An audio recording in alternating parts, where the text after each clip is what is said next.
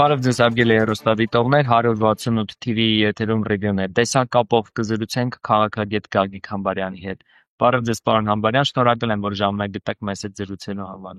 Բարև ձեզ։ Պարոն Համբարյան, առաջարկում եմ զրույցը սկսել նախ Միքայել arczepiskopos Աջապահյանին ազատազրկելու դատարանի որոշումից։ Սա որևէ աղերս ունի արդարադատության հետ, թե իշխանությունները բոլորովին այլ հարց են լուծում սրա։ Իհարկե, այստեղ ոչ մի արտարադատություն չկա, որովհետև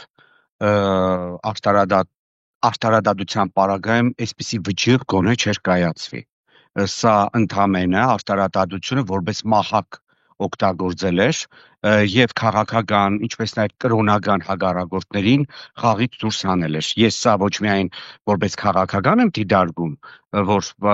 Միքայել arczepiskopos Աջապահյանը միշտ ընդդիմադիր հայացքներ է ունեցել, քննադատել է գործող իշխանություններին, հատկապես 20 թվականի 44-օրյա պատերազմից հետո, սա նաեւ իր նպատակ ուներ arczepiskopos Աջապահյանին հեռու պահել եկեղեցուց, որպեսզի Նիկոլը կարողանա իր հագաեկեղեցական ուրեմն քաղաքականությունը առաջ տանել առանց որևիցե ուրեմն խոչընդոտների, այսպես ասած։ Ես բազմից եմ ասել, հիմա էլ եմ կրկնում, Նիկոլը որքան էլ պատվերներ ստանա Բաքվից է, Անկարայից է կամ Արևմուտքից է գլոբալիստների գլխավորությամբ, որ չեզոքացնի հայ առաքելական Սուրբ եկեղեցին, որը այն միակ ինստիտուտներից է մնացել Հայաստանում, որը Նիկոլը դեռ չի պղծել եւ չի քանդել, նա նաև ունի այս առումով իր ստեփական շահերը, որովհետև ինքը աղանդավոր է։ Բազմիցս ինքը դա ապացուցել է, բազմիցս դա ուրեմն ի ցույց է դրել եւ կարելի ասել, որ եկեղեցին քանդելու գործում ինքը նաև ունի իր ստեփական անձնական շահը։ Գյումրիում քննարկումները ինչպիսին են եւ առնասարակ վերաբերում ինչ կերպ է արտահայտվում այդ գործողությունների դեմ, մասնավորապես Միքայել arczepiskopos Աջապահյանի դեմ կատարվողը նկատի ունի։ Քանի որ Նիկոլը վերջին ժամանակաշրջանում բացահայտ տերորի է անցել իր ընդդիմախոսների նկատմամբ, տասնյակներով քրեական գործեր, ձերբարդություններ, հարձակումներ ֆեյքերի ֆաբրիկայի միջոցով այդ մարդկանց վրա, անձնական վիրավորանքների ուրեմն շռնդալից ուրեմն տարածում այդ մարդկանց հասցեին եւ այլ մարդիկ նաև վախենում են շատ դեպքերում բացահայտ արտահայտել իրենց կարծիքը, բայց այն որ դժգոհություն կա Գյումրիում, դա փաստ է։ Ակտիվ դժգոհների թիվը քիչ են, ես էլի նշեցի, դե չեմ կարող այդ մարդկանց մեղադրել։ Հիմա իրանք էլ այդպես են մտածում, բայց այդ նույն մարդիկ պետք է հասկանան, որ երբ որ հարցը վերաբերվում է Միքայել Սրբազանի նման մարդուն նկատմամբ հաշվեհարդար տեսնելուն, եւ երբ որ հասարակության լայ շերտերը լռում են իրենց դժգոհությունը հայտնելով այս կամ այն անջունում շշուկներով իրենց ուրեմն բացասական վերաբերմունք այս իշխանությունների նկատմամբ արտահայտելով, վերջում այդ ամեն ինչը նաև գալու է իրենց հասնի, որովհետև դա պրակտիկան է միշտ ցույց տվել, որ եթե մի անարտարության նկատմամբ դու пассив դժգոհություն ես արտահայտում, ուրեմն այդ անարտարությունը անպայման քեզ է ասելու։ Մարդիկ վախենում են, որ գործից են ազատելու, թե այս իշխանությունները բանու գործը թողած նստած սոցիալական ցանցերում լինի դա Facebook-ը, Instagram-ը, թե TikTok-ը նայում են, թե ով ում ինչ լայք է տնում, ով ում ինչ մեկնաբանություն է տնում։ Դրա համար էլ օպերատիվ ծառայություններ ունեցող ոստիկանությունը եւ ԱԱՑ-ն փոխանակ կանխարգել են սպասվելիք հանցագործությունները, որտեղ նրանց գործը ոչ թե շատ դեպքերում հանցագործությունը բացահայտելն է, այլ կանխարգելելն է։ Իրանք զբաղված են այլ հարցերով, հատկապես ընդդիմադիրների վրա գործ սարքելով, Բագրատ Սրբազան, Միքայել Սրբազան, մյուս ընդդիմադիրները, դատական իշխանությունը դարձել է մահակ այս իշխանությունների ձեռքին եւ հիմա ասենք մարդիկ վախենում են շատ դեպքերում են որ Նիկոլը լկտիաբար կարող է մի քանի անգամ այլ արդեն նույն արտահայտությունը անել թե թող ելնեն հեղափոխություն անեն ասենք 5 միլիարդ դոլար կարողություն ունեցող մարդուն ընդամենը մեր ձևով բարի համար արդեն 3 ամսից ավել է տարեն նստեցրել է բանտ ինքը ասում է թող սովորական մարդիկ ելնեն հեղափոխություն անեն Սերժ Սարգսյանի նման խելոք չէր որ ասենք մտներ ռադիոտուն ոտքով հարված էր ստրատեգիական օբյեկտի դուռը կոդրեր ու չպատժվեր։ Դուք պատկերացնում եք, ասենք, մարդկանց Նիկոլը բանդարգում է, չեզոքացնում է ընդամենը մեկ բառի համար, ասենք, առանց ամոթի, ասենք, Միքայել Սրբազանի օրագիրն են վերցրել եւ օրագրի մեջ արտահայտած մտքերը, որ միայն իրենն է ու այդ օրագրի էջերին է գրված, իրանք դա օգտագործել են որպես աբացույց, որ Միքայել Սրբազանը, ասենք, ոչ միայն բարձրաձայն է արտահայտել իր կարծիքը, ամոթել է, սրանք ամոթ ընդհանրապես չունեն, այլ նաև դա գրի է առել, որ տեսեք, ես այսօր հարցազրույց եմ տվել եւ կոչ եմ արել տաբալել այս իշխանությանը։ Էս են սրանք։ Պարոն Համբարյան, իսկ ինչով եք պայմանավորում, որ Նիկոլ Փաշինյանը Գյումրիի օրվա առիթով այդպես է չշնորհավորեց։ Ինքը, հասկանում եք, շատ մանր անձնավորություն է։ Ինքը գլոբալ առումով լավ գիտի, չէ՞ որ թիմ ընտրությունների ժամանակ 47,000-ից ավել ընտրությանը մասնակցած գյումրեցիների 63%-ը պաշտոնապես գոնե իրան եւ իր կուսակցությանը դեմ է քվեարկել։ Ինքը դա լավ գիտի։ Իրա թիմը որքան ուզում է թող հայտարարի, որ ամենաշատ ձայները մենք ենք ստացել, հասկացալ։ Մենք այս թեմայով բազմաթիվ անգամ խոսացել ենք։ Ստացել եք առաջին տեղում դուք եք ձեր 37%-ով, բայց մյուս քաղաքական ուժերը, ովքեր անցել են ավագանի եւ չեն անցել ավագանի, փաստորեն հավաքել են 63% ձայն, որը պարզ մաթեմատիկայի մեջ բոլորն էլ գիտեն, որ 63-ը մեծ է 37-ից։ Եվ մեխանիկորեն Նիկոլը դա շատ լավ հասկանում է։ Ինքը այնքան քենախնդիր, այնքան մանր մարդ է, որ ասենք, եթե ինքը չի ընդունում Վարդան Ղուկասյանին որպես Գյումրու քաղաքապետ, ինքը կարող է շատ սովորական Գյումրու քաղաքապետի հետ տոնը կապել չունի, շատ սովորական գյումրեցիներին շնորհավորեր, բայց ոչ, ինքը լավ գիտի, որ Գյումրիում ինքը խայտարակ պարտվել է եւ մեխանիկորեն այդ պարտության արդյունքը իր մաղձն է, որ ինքը հիմա թափում է գյումրեցիների նկատմամբ, որոնցից մեկը հենց, ասենք, նույն գյումրեցիների տոնը, Գյումրու տոնը չշնորհավորելն է։ Երկրորդ այն է, որ ասենք ինքը առանց ամոթի Ստրասբուրգում բարձրանում է ամբիոն եւ հբարդանում է, որ Հայաստանի Հանրապետությունում կան ընդդիմադիր համայնքապետեր, որով փորձում է ապացուցել, որ ինքը շատ ժողովրդավարական երկրի ղեկավար է, ինքն է այդ ժողովրդավարության հեղինակը, բայց ընդամենը Ստրասբուրգից մի քանի օր հետո գալիս է Հայաստան եւ ասենք բեմականացում են կազմակերպում քայլիստներով ազգային ժողովում, որտեղ ինքը բացայտ իր անարգանքն է ցույց տալիս գյումրեցիների ընտրությանը։ Գիտեք, ելի եմ կրկնում, ես ինքս ընդդիմադիր լինելով քաղաքապետ չեմ ընտրել Վարդան Ղուկասյանին, բայց ես շատ ուրախ եմ, որ ինքն է ընտրվել Գյումրու քաղաքապետ, որովհետև պարզ քաղաքագիտական ֆորմուլա էր, որ ամենաբարձր ձայներ ստացած ընդդիմադիր տեխնազուն պետք է դառնար Գյումրու քաղաքապետ։ Հիմա ինքն է ստացել ամենաբարձր ձայները։ Թող Գյումրեցին գնար Մարդուն Գրիգորյանին ընտրեր, թող գնար Ռուբեն Մխիթարյանին ընտրեր։ Ով է ձեռքը բռնել Գյումրեցու։ Գյումրեցիները գնացին ընտրեցին Վարդան Ղուկասյանին, ավելի քիչ ձայներ ստացած ընդդիմադիրներն էլ իրենց ձայնը տվեցին, ասենք, քաղաքապետի ընտրության ժամանակ Վարդան Ղուկասյանին։ Դա Գյումրեցու ընտրությունն է։ Ճիշտ է, շատ-շատերը կան, որ ասենք իրանք пассив դժգոհում են, որ օրինակ էլի ընդդիմադիր լիներ, բայց թող Վարդան Ղուկասյանը չլիներ, բայց հիմա քաղաքագիտության մեջ սա շատ նորմալ երևույթ է, որ ձևավորվում է կոալիցիոն կառավարություն, կամ ընդդիմադիրները ստիպված միանում են, ինչ որ մեկին տալիս են իրենց ձայնը։ Եվ այս իշխանությունը պետք է դա հարգի, բայց քանի որ մենք գործ ունենք Նիկոլի նման մանր մարդու հետ, ով ասենք արհամարելով եւ անհարգալից վերաբերմունք ունենալով ախուրյանցիների ընտրության նկատմամբ խլեց ախուրյանցիների ուրեմն տված ձայները եւ գողացավ ավագանիներին իր տեխնազույն էստեղ ուրեմն Ախուրյանում դարձնելով համայնքապետ, նույնը արեցին Ալավերդիում, դե Վանաձորի պարագայում ընդհանրապես խայտարակություններ արդեն 5 պագաս քաղաքապետ Մամիկոն Ասլանյանը հայտնվեց բանդում եւ կրիմինալի դեմ պայքարող ուրեմն Նիկոլը, ասենք, լրատվամիջոցներում բազմաթիվ կրիմինալ պատմությունների հետ առնչություն ունեցած ակա մագանունով մեկին բերեց դրեց Վանաձորի քաղաքապետի ԺՊ, այդ ես չեմ ասում այդ կրիմինալի մասին, դա ասում են բազմաթիվ լրատվամիջոցներում հրապարակված տվյալներ, բազմաթիվ մարդիկ նաև իրենց ուրեմն գրառումներում են այդ նշել։ Հասկանում եք, ես այդ մարդուն չեմ ճանաչում, ոչ մի բան չեմ կարող ասել այդ մարդու նկատմամբ, բայց ամեն դեպքում գիտեք, մեկ հրաբարագում չէ, երկուս չէ, հարյուրներով են եղել այս ընթացքում այդ հրաբարագումները, կոնկրետ փաստերով եւ ապացույցերով չի երկվել, ասենք կրիմինալի դեմ են պայքարում։ Մեկ տեսնում եք, որ գործում է դասական երկակի ստանդարտների ինստիտուտը։ Պարոն Ջհամբարյան, ամեն դեպքում Նիկոլ Փաշինյան ազգային ժողովի ամբիոնից լայնածավալ այսպես գրոհի մեկնարկը տվեց Վարդան Ղուկասյանի նկատմամբ, այնուհետև իրար հերթ չտալով ԿՊԱ-ականները սկսեցին տարբեր հայտարարություններ անել, ինչ քայլեր եք սպասում նրանցից այս ուղղությամբ։ Այդ գրոհների հիմքում ընկած ուրեմն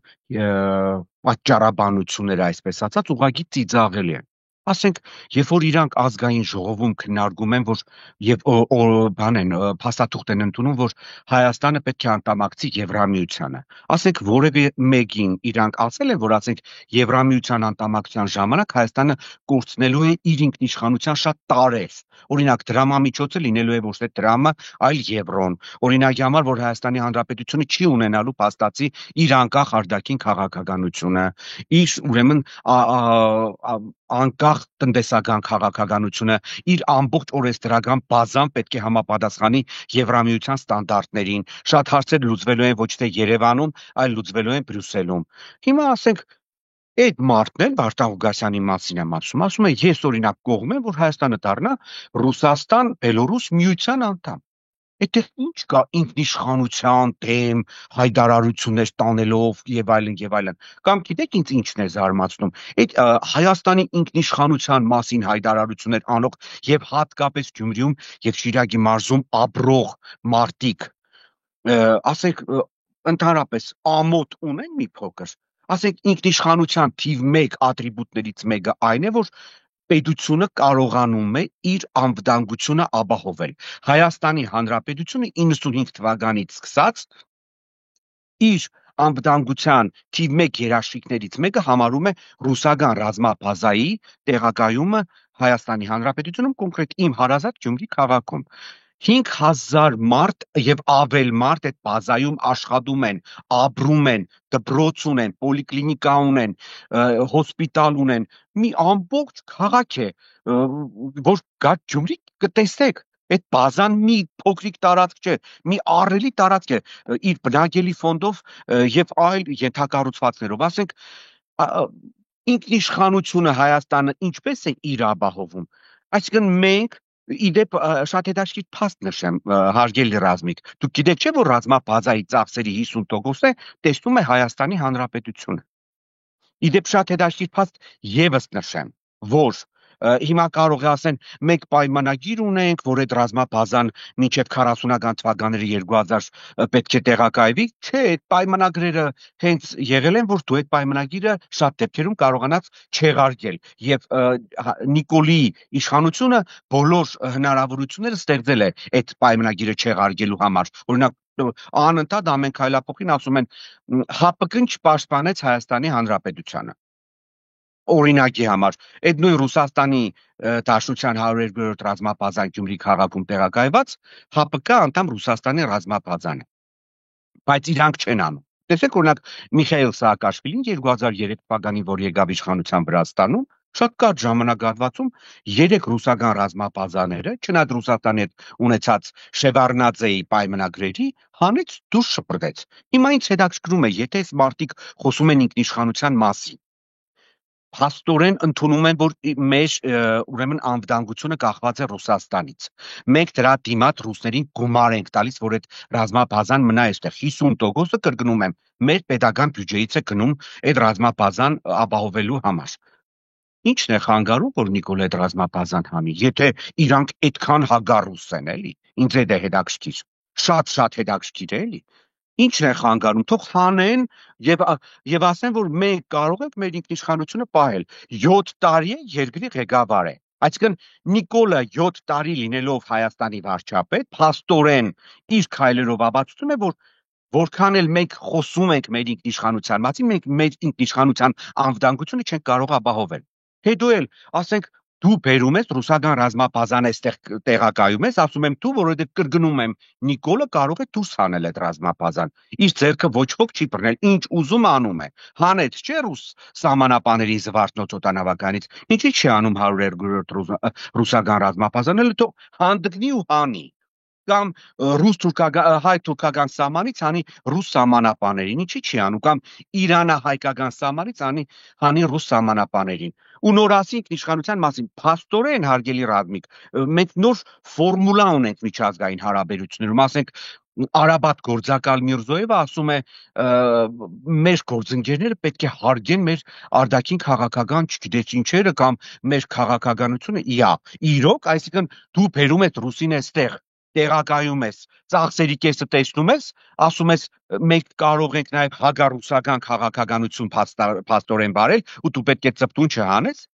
Փաստորեն մենք կարող ենք ասել, որ միջնադարյան կամ հին աշխարհի ժամանակաշրջանի վարձկան զինվորներ են, էլի։ Մենք այնքան հզոր ենք, Թուրքին պարտվեցինք, մինչև հիմա ողջ Հայաստանը ստորացվում է Ադրբեջանի կողմից, ժողջ ջանել ծպտուն չի անում, Նիկոլն էլ խաբում է, որ մենք շատ հզոր ենք ու ինքնիշխան ենք, բայց ռուսը պետք է մեր դեմ այսպես վարձկանի կարգավիճակ ունենա, էլի։ Չկա նման բան ու չի կարող լինել։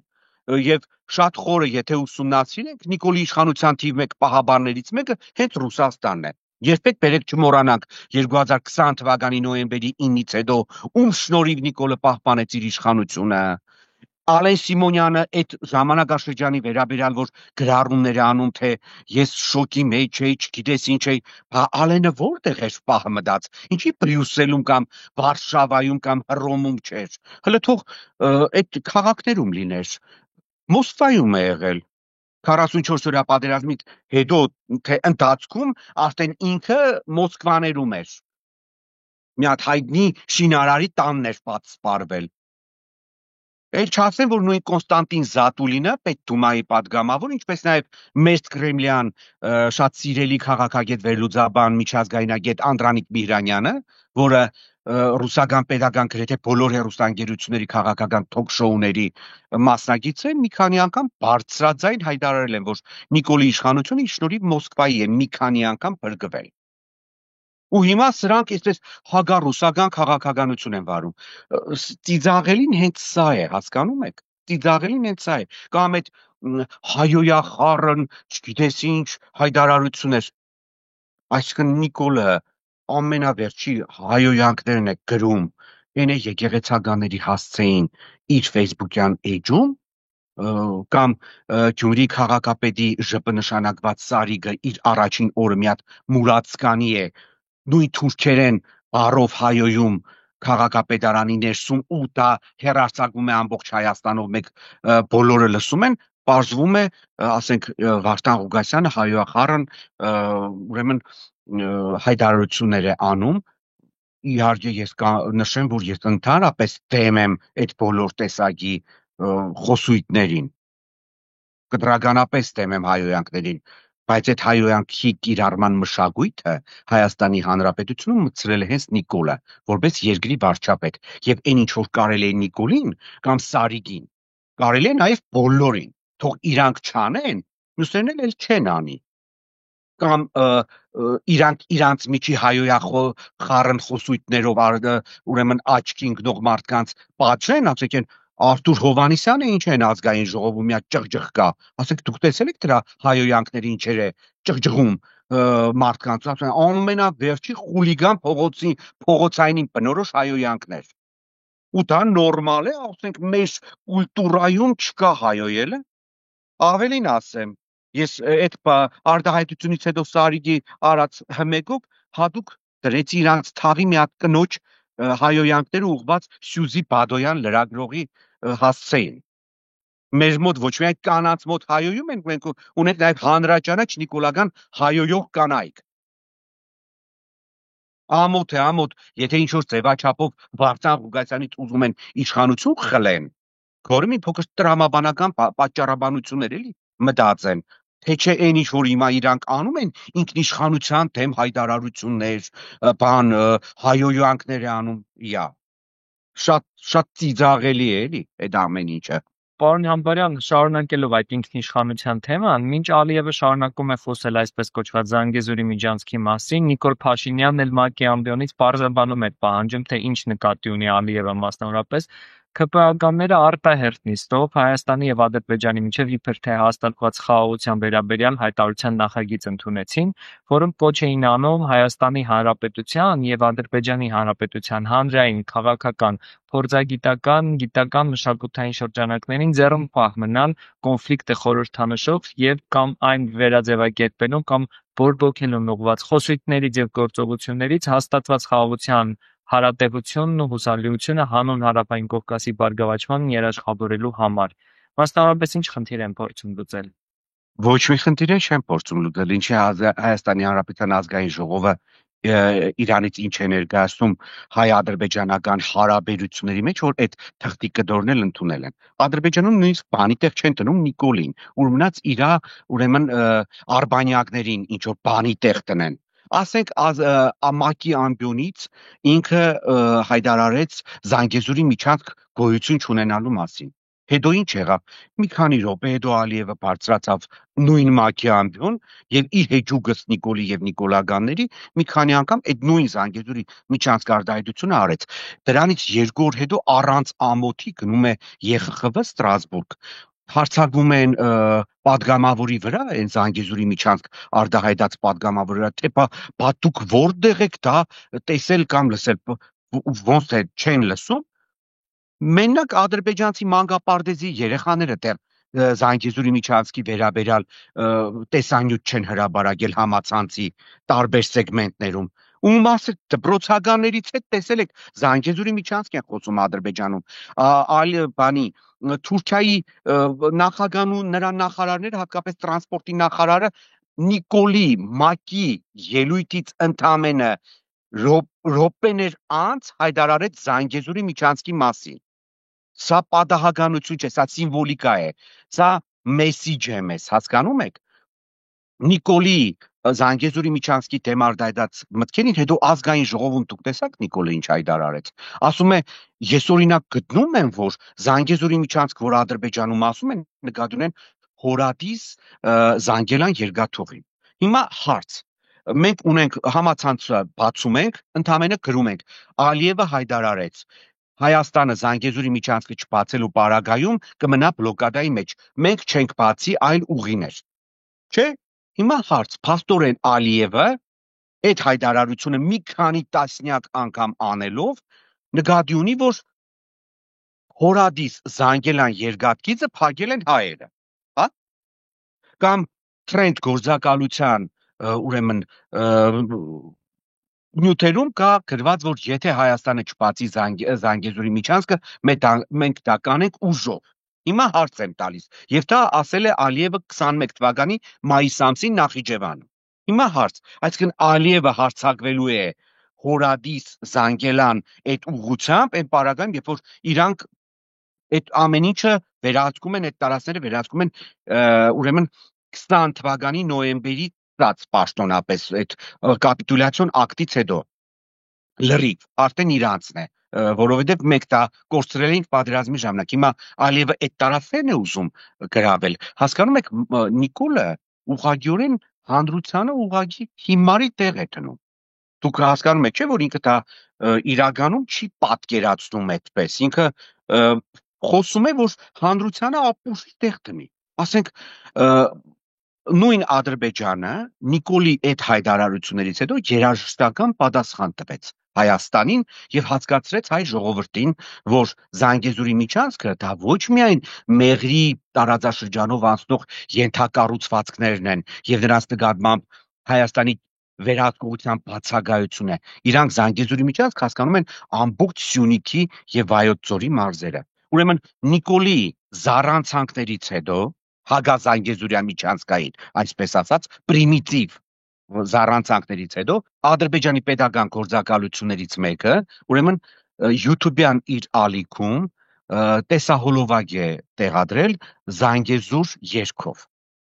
որտեղ շատ հետաքրքիր մեսիջներ են մեզ ուղղված։ Երգչուհիներից մեկի վրա կա գցած շալ, եւ այդ շալը այն ծեվի է գցված, որ երևում է ամբողջ Հայաստանի հարավը, որի վրա պարզ գրված է Զանգեզուրի միջանցք, այսինքն Զանգեզուրի կորիդոր անգլերեն լեզվով,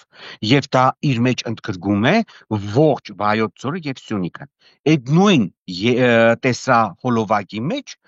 ներկայացված են որպես Զանգեզուրի միջանցքի մաս Նորավանքի ճանապարհը եւ ուրեմն Քարահունջի այդ ուրեմն քարերը։ Հետո ներկայացված է, որ Արարատ սարը, որ իրենք անվանում են Աղրիդաղ, կարմիր գծով Արարատ սարը բոլոր ռակուրսներից նկարահանված է, ներկայացված է, որ այդտեղից փչելու է թուրքական աշխարհի քամին դեպի արևելք։ Հետո, եթե ուշադիր նայեք, իդեպ նշեմ, որ այդ տեսահոլովակի մեջ նկարահանված է հենց Ադրբեջանի նախագահ Ալիևը։ Ուրեմն ինքը էքսկավատորի ղեկին նստած քանդում է պատ։ Եթե դուք ուշադիր նայեք այդ պատի քանդված մասը, ինքը ամբողջությամբ նման է Մեղրի տարածաշրջանին։ Սև գույնով է պատկերված, ֆոնը սպիտակ է եւ սև գույնով այդ տակի մասը ինքը քանդում է։ Եվ եթե մեր ժողովուրդը դա չի հասկանում, ասենք, եթե մտածում է, որ Ադրբեջանի բռնապետը կարող է հենց այնպես նկարահանվել ինչ-որ տեսահոլովակում երաժշտական, որտեղ, ասենք, Զանգեզուրի միջանցքի մասին ուրեմն խոսույթ կա, եթե մտածում է, որ այդ տեսահոլովակի մեջ այդ սիմվոլիկաները, որ կան, այդ մեսիջները, որ կան մեզ հղված, հենց այնպես, ուրեմն դա արդեն մեր խնդիրն է։ Ադրբեջանի իշխանությունները որքան էլ շահագրգռված են Նիկոլի իշխանության պահպանման մեջ, որովհետև Ադրբեջանի եւ Թուրքիայի համար Նիկոլը ուղղակի գդաձո է։ Հասկանում եք, անկին մի գանձ է, որի իշխանությունը պահելը նրանց համար օդ ու ջրի նման անհրաժեշտ է։ Այդ տեսեք հիմա ինքը որ ասում է 1 տարի 7 ամիս խաղաղություն է, այդ խաղաղությունը լինելու է հարգելի ռազմիկ, մինչև ուրեմն հաջորդ ընտրությունները ազգային ժողովի։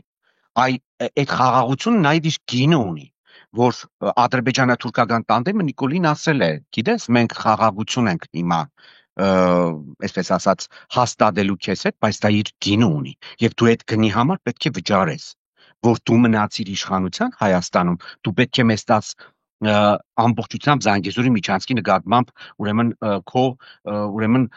հեռանալ այդտեղից, որ դու բացարձակ պետք է չվերահսկես, դու պետք է համաձայնես 300-ից 400 հազար ադրբեջանցի լցվեն Հայաստան, դու պետք է հայկական բանակը զինաթափես, դու պետք է ներողություն խնդրես պաշտոնապես մեզանից առաջին Արցախյան պատերազմի համար, դու պետք է փոխհատուցում մեզ տրամադրես այսպես կոչված 30 տարվա օկուպացիայի համար եւ այլն։ Հասկանում եք, եւ եթե դուք ուշադիր նայում եք, հարգելի ռազմիկ, շատ էս նոր շանտաժ նախապայմանների պահով ինքը արդեն քայլեր արել է։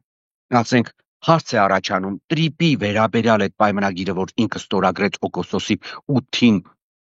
Վաշինգտոնում, ինչի չեն բացահայտում օրինակ, ինչ պայմաններով է Հայաստանի Հանրապետությունը այդ տարածքը, որով անցնելու են ենթակառուցվածքները, երկաթուղի, ավտոմոբիլային ճանապարհ, ասենք, այդ տարածքից օգտվելու ադրբեջանցիները կամ այդ ֆինանսական մասը, ասենք, ինչ է նշանակում 40% օգուտի այդ տարածքով անցնող բեռներից ստացվող օգուտի 40% պետք է ստանա ԱՄՆ-ն, 30% մենք, 30 էլ Ադրբեջանը։ Հետաքրքիր է Ադրբեջանի տարածքով անցնող ենթակառուցվածքների ուրեմն օգտագործման համար մենք գումար ստանալու ենք, իհարկե ոչ։ Մինչև հիմա չեն պատասխանում, թե Հայաստանի սահմանը հատող ադրբեջանցին եւ ադրբեջանական բեռները տեսնելու են հայ սահմանապահի երես, թե Ալիևի այդ զզվանքով արտահայտությունը, որ մերոնք պետք է չտեսնեն որևէ հայ երես, այդ ուրեմն նախապայմանը Նիկոլը իրականացնելու է։ Այդ բոլորը Փաշինյանն ասել է, պարոն Համբարյան, սարքեր են տեղադրելու, ասում ես, որ թիպն է, որ մարդ կանգնի։ Ուրեմն սա հենց այդ բանն է ապացուցում, որ Նիկոլը միջանցք է տրամադրել։ Այդ նույն սարքերը կարող էր, ասենք, նույն Ադրբեջանը տեղադրել, չէ՞։ Այդ սահմանին, բայց Ադրբեջանը չի անելու դա։ Երկրորդը, սա Եվրամիությունը չէ, որ ասենք Բելգիայից մտնում ես Հոլանդիա կամ ասենք Ֆրանսիայից մտնում ես Գերմանիա,